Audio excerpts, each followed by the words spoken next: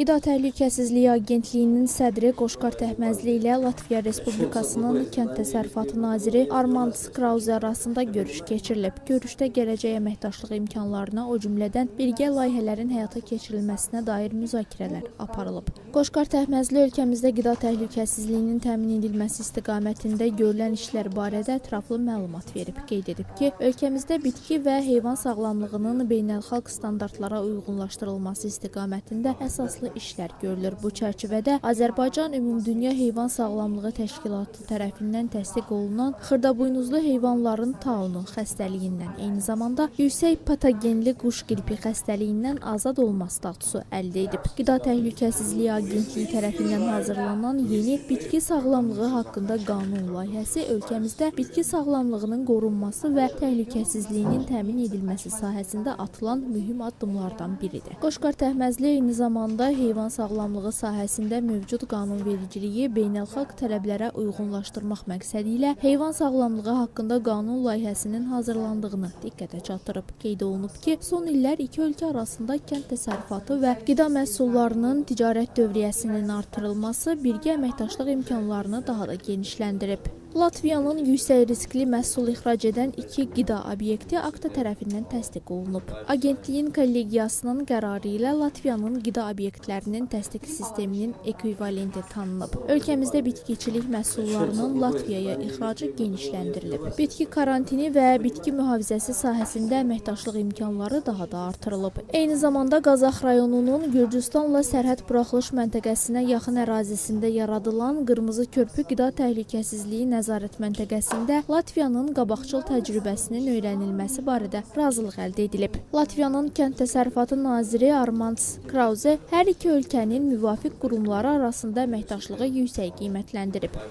Görüşdən sonra nümayəndə heyəti Qida Təhlükəsizliyi İnstitutunun ixtisaslaşmış laboratoriyaları ilə yaxından tanış olub. Qonaqlara laboratoriyada aparılan müayinələr, səriştəlilik sınaqları və digər elmi tədqiqat fəaliyyətləri barədə ətraflı məlumat verilib. Я как министр сельского хозяйства был в многих лабораториях.